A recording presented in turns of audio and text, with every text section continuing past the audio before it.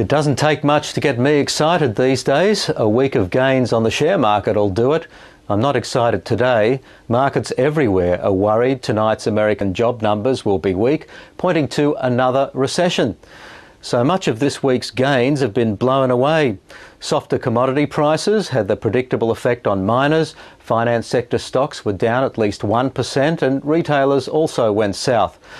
Qantas was an exception after announcing improving passenger yields, and global brewer SAB Miller has asked Australia's takeover panel to examine financial statements made by takeover target Foster's, accusing it of making misleading and deceptive statements.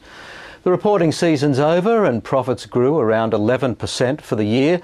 No surprises as to where the real money was made, resources. But optimism is deteriorating. All those bars above the line show positive outlook statements from companies outstripping the negative.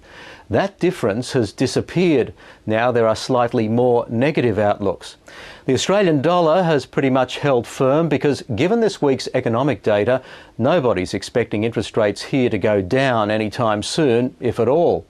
But all eyes are on tonight's US job numbers, and there's no underestimating President Obama's task. Unemployment is 9.1%.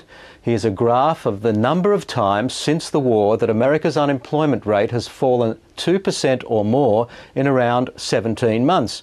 That's essentially what Barack Obama must do to match Ronald Reagan, the only post-war president re-elected with unemployment above 6%. When Reagan was re-elected in 1984, unemployment fell from 10.1 to 7.2%. And that's finance.